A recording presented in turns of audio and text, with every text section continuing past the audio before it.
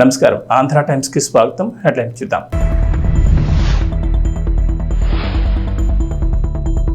AP ఎన్నికల ప్రధానాధికారిగా IAS Vivek Yadav ఆమోదం తెలిపిన కేంద్ర ఎన్నికల సంఘం. 6 వరుసలుగా హైదరాబాద్ విజయవాడ హైవే రహదారి విస్తరణపై కేంద్రం నుంచి గ్రీన్ సిగ్నల్.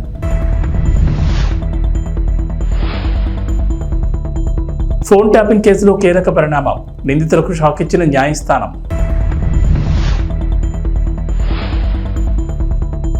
కల్కి కలెక్షన్లు 1000 కోట్లు దాటడంపై అమితాబ్ రియాక్షన్. తెలంగాణ ఏపీకి వాతావరణ శాఖ హెచ్చరిక, పలు జిల్లాల్లో రాబోయే 5 రోజుల్లో వర్షాలు. ఆంధ్రప్రదేశ్కు వచ్చేందుకు 2015 Kerala cadre batch Telugu IAS అధికారి మైలవరపు కృష్ణతేజకు లైన్ క్లియర్ అయింది. ఆయన్ను డిప్యూటేషన్ మీద ఆంధ్రప్రదేశ్కు పంపడానికి కేంద్ర ఆమోదం తెలిపింది. దీనికి సంబంధించిన ఉత్తర్వులను జారీ చేసింది. కృష్ణతేజ డిప్యూటీ సీఎం పవన్ కళ్యాణ్ ఓఎస్డీగా నియమితులయ్యే అవకాశం ఉంది. పవన్ కళ్యాణ్ తాను నిర్వహించే శాఖల పర్యవేక్షణ కోసం కృష్ణతేజ వైపు మొగ్గు చూపారు. రాష్ట్ర ప్రభుత్వం కేంద్రానికి విజ్ఞప్తి చేయడంతో కేంద్రం కృష్ణతేజను 3 ఏళ్ల పాటు డిప్యూటేషన్పై ఏపీకి పంపడానికి గ్రీన్ సిగ్నల్ ఇచ్చింది. వచ్చే వారంలో కృష్ణతేజ ఏపీలో రిపోర్ట్ చేసే అవకాశం ఉంది.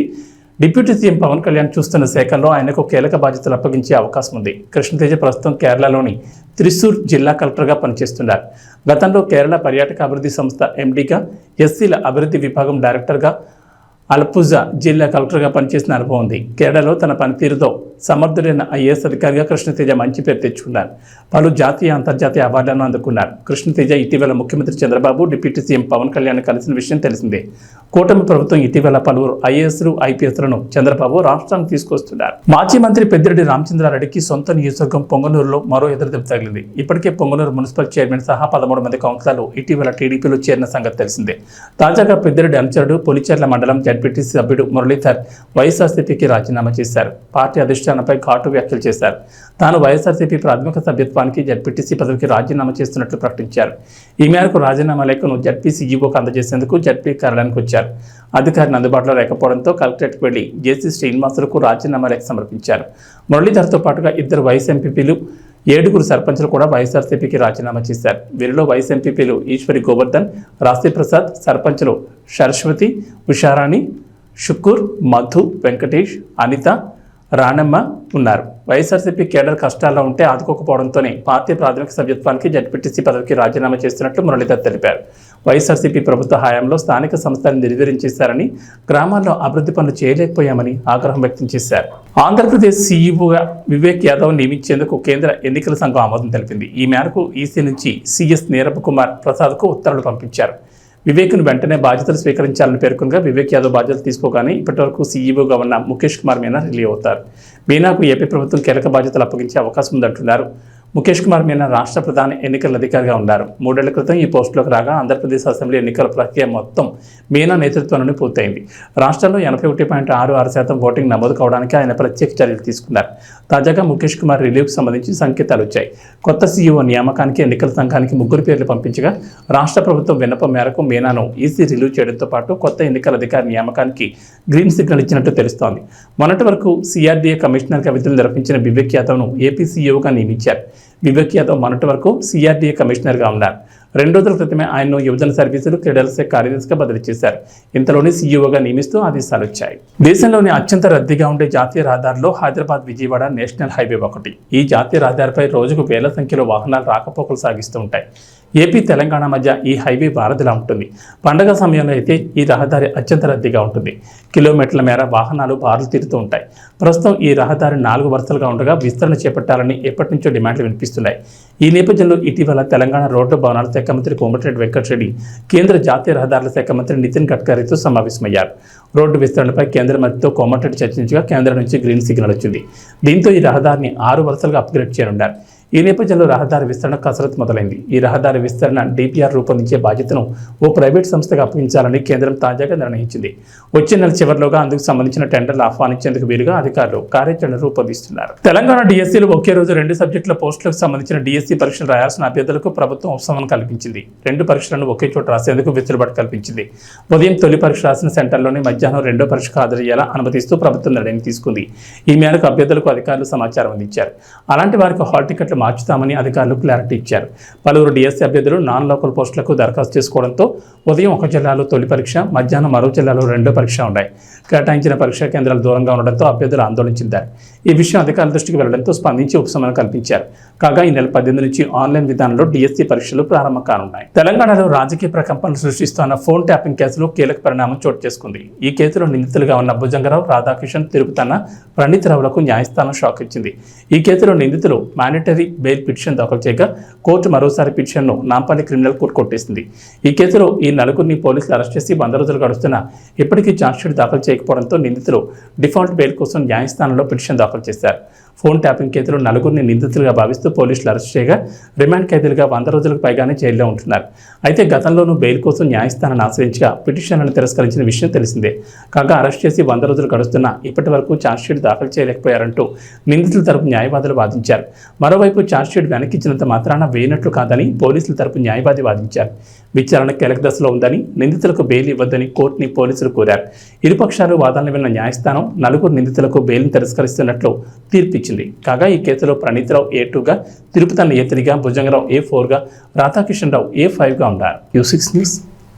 సిద్దిపేట జిల్లా గజ్వేల్ పోలీస్ స్టేషన్ పరిధిలో గత సంవత్సరం ఎలక్షన్లో పట్టుబడిన మందు బాటిళ్లను excise Sangareddy deputy commissioner Harikrishna ఆదేశాల మేరకు డిస్టై ప్రాపర్టీ సిద్దిపేట అసిస్టెంట్ ఎక్సైజ్ మరిపి Jagannathan, excise inspector Brahmanandareddy, Gajwel CI Saida, Gajwel excise SI Srinivasareddy ఆధ్వర్యంలో డిస్టై ప్రాపర్టీ 37 కాటన్ బీర్లు, క్వార్టర్లు బాటిళ్లను ధ్వంసం చేశారు.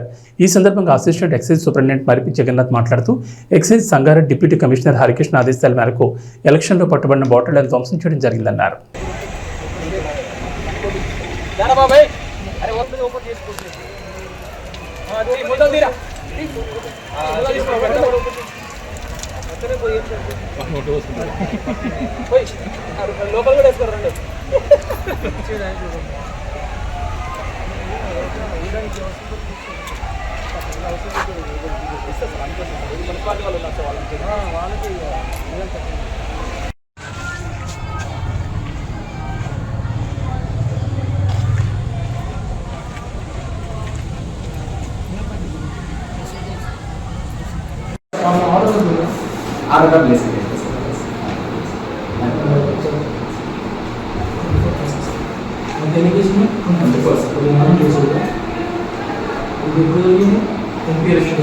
నా పేరు J Murphy, I'm assistant excise superintendent Siddipet. DC గారు సంగారెడ్డి శ్రీ హరికృష్ణ గారు ఇచ్చిన ఆర్డర్ మీద for destructions of property excise station తరఫున మేము వచ్చినాము. మన పోలీస్ స్టేషన్ గజ్వేల్ పరిధిలో వాళ్ళు ఎలక్షన్ టైంలో అసెంబ్లీ ఎలక్షన్స్ అండ్ ఎంపీ ఎలక్షన్స్లో అప్పుడు కొన్ని కేసెస్ రిజిస్టర్ చేశారు. దాంట్లో సీజ్ చేసిన ప్రాపర్టీస్ ఉన్నాయి. 24 కేసులు, 24 కేసులు నమోదైంది. దానికి డిస్ట్రక్షన్స్ ఆర్డర్స్ వచ్చినాయి మా deputy commissioner from deputy commissioner. So దాన్ని డిస్ట్రాయ్ చేయడానికి సార్ రిక్వెస్ట్ మీద సార్ పిలిపించారు, మేము వచ్చినాము. ఈరోజు గజ్వేల్ సిఐ గారు, Saida sir, plus excise SI గారు, మా శ్రీనివాస్ రెడ్డి గారు, ప్లస్ వాళ్ళ సిబ్బంది, వాళ్ళ ఆధ్వర్యంలో 24 కేసులకు సంబంధించిన బాటిల్స్, దాని డిఫరెంట్ బ్రాండ్స్ ఉన్నాయి. కింగ్ఫిషర్, స్ట్రాంగ్ బీర్, తర్వాత మన ఏమంటారు OC brand, imperial blue, different signature whisky, different brands ఉన్నాయి. అన్నింటినీ ఈరోజు డిస్ట్రాయ్ చేయడం జరిగింది under the cover of panchnama. This is the final report. ఇది నేను చేసిన దానికి విత్ ఫోటోగ్రాఫ్స్ అండ్ వీడియోగ్రాఫ్ తీసాము. శంషాబాద్లో భారతీయ జనతా పార్టీ విస్తృత స్థాయి సమావేశం జరిగింది. ఈ కార్యక్రమానికి ముఖ్య అతిథిగా మల్కాజ్గిరి పార్లమెంట్ సభ్యులు ఈటెల రాజేందర్ హాజరయ్యారు. ఈ సందర్భంగా మాట్లాడుతూ అతి తక్కువ కాలంలో నిరుద్యోగ యువత విశ్వాసాన్ని రేవంత్ రెడ్డి ప్రభుత్వం కోల్పోయిందని అన్నారు. కాంట్రాక్టర్లు, సర్పంచులు చేసిన పనులకు బిల్లులు ఇచ్చే అధికారం మాకు లేదని ఫైనాన్స్ డిపార్ట్మెంట్ వారి చేతులు ఎత్తేస్తున్నారన్నారు. అడిగితే ఆర్థిక మంత్రి, ముఖ్యమంత్రి చెప్పాల్సిందే అంటున్నారు. ప్రతి బిల్లుకి 8% డబ్బులు ముందే చెల్లిస్తేనే బిల్లు విడుదల చేస్తామని చెప్తున్నారన్నారు. ఉద్యోగుల రిటైర్మెంట్ డబ్బులు కూడా లంచం ఇస్తే తప్ప చెల్లెలేవన్నారు. ఇంజనీరింగ్, మెడికల్ కాలేజీల దగ్గర నుంచి కూడా RRR ట్యాక్స్ వసూలు చేస్తున్నారని, అందుకే విద్యార్థుల నుంచి ఎక్కువ డబ్బులు యాజమాన్యాలు తీసుకునే దుస్థితి వచ్చిందన్నారు. తెలంగాణ ప్రజల పరిస్థితి పెనం నుంచి పొయ్యిలో పడ్డట్టయిందన్నారు. కాంగ్రెస్ ప్రభుత్వం కంచె చేయని వేసినట్లు వ్యవహరిస్తుందన్నారు. జీవో నెంబర్ 58, 59 అమలు చేస్తానని హామీ ఇచ్చిన రేవంత్ రెడ్డి ఇప్పుడు చేయడం లేదన్నారు. 30 ఏళ్లుగా నివాసం ఉంటున్న ఉప్పల్లోని భూములను వక్ఫ్ భూములుగా ప్రకటించి వారిని మనోవేదనకు గురి చేస్తున్నారని, పీర్జాదిగూడలో ఎన్నో ఏళ్ల క్రితం కొనుక్కొని కట్టుకుంటున్న ఇళ్లను రాజకీయ కక్షతో రాత్రికి రాత్రే కూల్చేస్తారని అన్నారు. నాయకులందరూ విరామం లేకుండా ప్రజాక్షేత్రంలో ఉండి ప్రభుత్వ వైఫల్యాలను ఎండగట్టాలని పార్లమెంట్ సభ్యులు ఈటెల రాజేందర్ అన్నారు.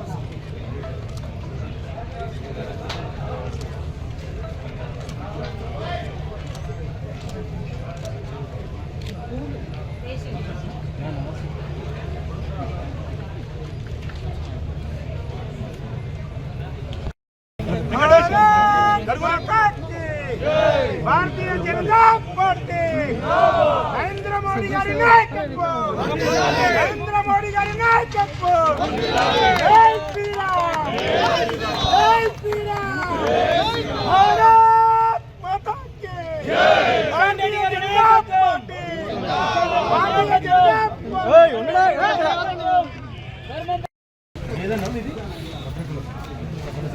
అన్న మన పాపన్న సీనియర్ లీడర్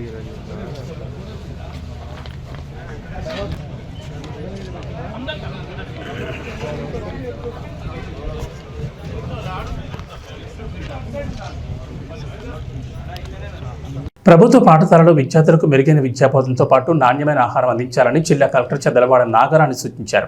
పాలకోడేరు జిల్లా పరిషత్ ఉన్నత పాఠశాలను జిల్లా కలెక్టర్ చదలవాడ నాగరాణి ఆకస్మికంగా తనిఖీ చేశారు. మధ్యాహ్న భోజనాన్ని స్వయంగా రుచి చూసి పలు సూచనలు చేశారు. ఈ సందర్భంగా నాగరాణి మాట్లాడుతూ 10వ తరగతిలో 100% ఉత్తీర్ణ సాధించాలన్నారు. సబ్జెక్ట్ బాగా నేర్చుకుంటే భవిష్యత్తులో మంచి ఉపయోగం ఉంటుందని విద్యార్థులకు ఆమె సూచించారు. మధ్యాహ్న భోజన పథకం బోర్డులను పరిశీలించి మెనూ ప్రకారం భోజనాలు విద్యార్థులకు అందించాలన్నారు. ప్రస్తుతం వర్షాకాలం సీజనల్ వ్యాధులు వచ్చే అవకాశాలు ఉన్నందున పిల్లలు ఆరోగ్య అలవాట్లను పాటించాలని సూచించారు. భోజనం ముందు తర్వాత చేతులను శుభ్రపరచుకోవాలని తెలిపారు. మెనూ ప్రకారం వంటలు తయారు చేశారా లేదా అని పరిశీలించడమే కాకుండా వడ్డించిన పదార్థాలను నిశితంగా పరిశీలించారు. విద్యార్థులతో కలిసి సహపంక్తి భోజనం చేశారు. రోజువారీ తయారు చేసే వంటల గురించి విద్యార్థులను అడిగి తెలుసుకున్నారు. విద్యార్థులందరూ పాఠశాలలో తప్పక మధ్యాహ్న భోజనం చేయాలని తెలిపారు. గుడ్డు, చిక్కీ, రాగి జావ తప్పకుండా తీసుకోవాలని విద్యార్థులు సూచించారు. పరిశుభ్రమైన నీటితో వంటలు చేయాలని, త్రాగునీరు కలుషితం కాకుండా చూడాలని ఆదేశించారు. వర్షాకాలం కనుక వంట దగ్గర, వడ్డించే దగ్గర భోజనం చేసే ప్రదేశం పరిశుభ్రంగా ఉండాలని ఉపాధ్యాయులకు సూచించారు. ఉపాధ్యాయుడు పి. మహేష్ బాబును ఆదేశించారు. అనంతరం విద్యార్థులతో ముచ్చటించారు. ఈ కార్యక్రమంలో జిల్లా కలెక్టర్ పాఠశాలను సందర్శించిన సందర్భంలో విద్యాశాఖ అసిస్టెంట్ డైరెక్టర్ సత్యనారాయణ, మధ్యాహ్న భోజనం జిల్లా కోఆర్డినేటర్లు కె. కృష్ణారావు, జి. చిన్నయ్య, మండల విద్యాశాఖ అధికారి పి. నాగరాజు, ఉప విద్యాశాఖ అధికారి ఎన్. శ్రీనివాస్, భీమవరం ఎంఈఓ 2 సిఆర్పీలు అన్నపూర్ణ, వెంకటేశ్వరరావు తదితరులు ఉన్నారు.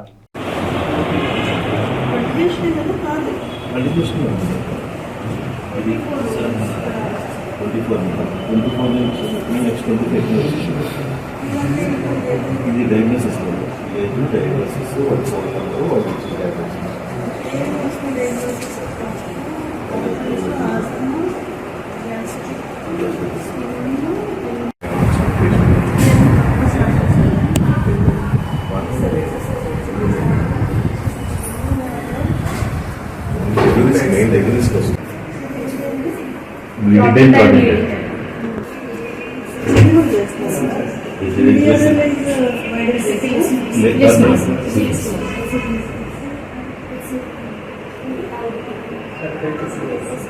కర్నూలులోని ప్రభుత్వ టౌన్ మోడల్ హై స్కూల్ను జిల్లా కలెక్టర్ ఆకస్మికంగా తనిఖీ చేశారు. పాఠశాలలో విద్యా బోధన, మధ్యాహ్న భోజనం నాణ్యతను పరిశీలించారు. విద్యార్థులకు ఏర్పాటు చేసిన మధ్యాహ్న భోజన పథకం అమలును పరిశీలించారు. వంట సరుకుల నాణ్యత, కోడిగుడ్ల పరిమాణం పరిశీలించారు.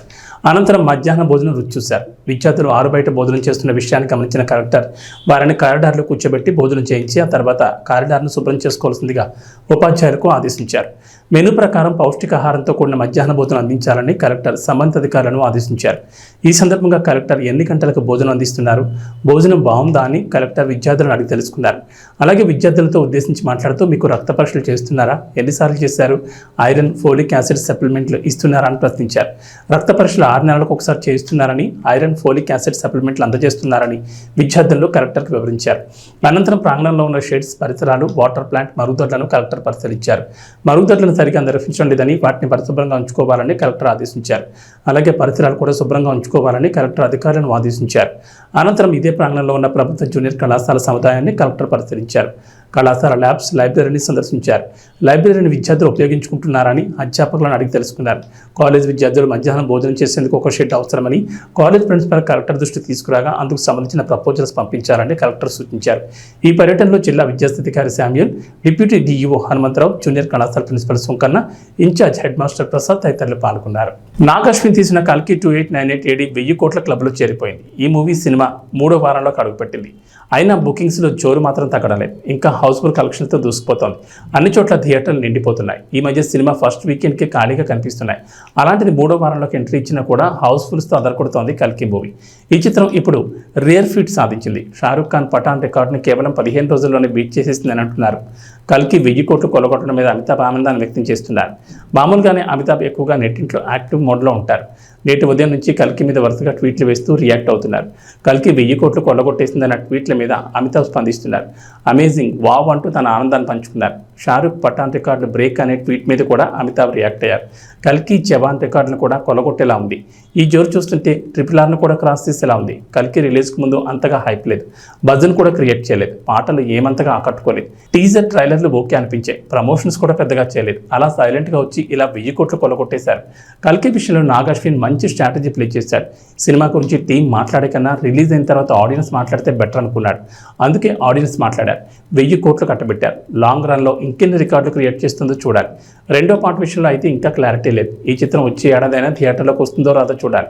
మొదటి పార్ట్ అయితే ఓవర్సీస్లో కొత్త రికార్డులు క్రియేట్ చేస్తోంది. ఇప్పటికే నార్త్ అమెరికాలో $17 మిలియన్ పైగా రాబట్టింది. వచ్చే ఏడాది జరగనున్న ఐసీసీ ఛాంపియన్స్ ట్రోఫీ 2025కు పాకిస్తాన్ ఆతిథ్యం ఇస్తోంది. అయితే భారత క్రికెట్ జట్టు ఆ దేశానికి వెళ్లేందుకు బీసీసీఐ ససేమిరా అంటున్నట్లు తెలుస్తోంది.